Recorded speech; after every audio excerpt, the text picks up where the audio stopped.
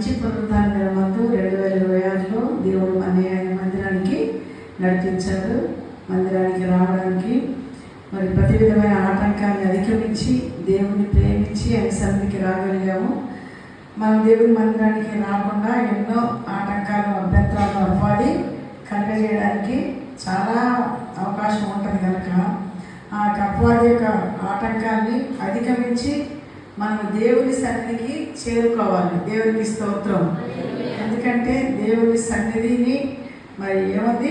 సంతోషం ఉంది. ఆయన సన్నిధిలో మరి ఆశీర్వాదం ఉంటుంది. ఆయన సన్నిధిలో మరి సమస్తమైన దీవెనలు దాగి ఉన్నాయి.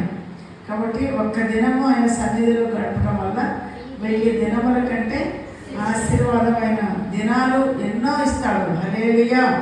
మరి ఆయన ఆభరణమును చూడాలని, ఆయన మందిరానికి వెళ్ళాలని కొరాకు కుమారులంట తహతహలాడారంట. ఏమయ్యారంట? తహతహలాడారంటే కోరిక కలిగి ఉన్నారు. ఎప్పుడు దేవుని మందిరానికి వెళ్ళాలి, ఎప్పుడు దేవుని మందిరానికి వెళ్ళాలి, ఎప్పుడు దేవుని స్తుతించాలి, ఎప్పుడు ఆయన నామాన్ని కనపరచాలి, ఎప్పుడు ఆయన స్తుతించి ఆయన ముఖ దర్శనం చూడాలి, ఆయన బలిపీఠం దగ్గర ఉండాలని కొరాకు కుమారులంట అసలు నిద్రపోకుండా, ఆహారం తినకుండా వాళ్ళు ఉన్నారంట. దుప్పి నీటి వాగుల కొరకు ఆశపడ్డట్టు దేవా నా ప్రాణము నీ కోసం ఆశపడుతుంది.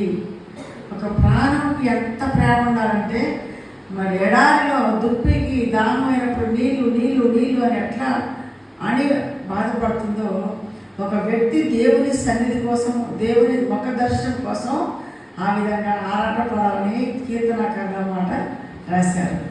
కాబట్టి దేవుని సన్నిధిని ఎన్ని పండున్నా సరే మనం దాన్ని నిర్లక్ష్యము చేయొద్దు. మొక్కుకోండి. ఈ రోజున మొక్కుబడి చేసుకోండి. దేవుని దగ్గర ఒక నిబంధన చేసుకోండి. దేవుడు అబ్రహాము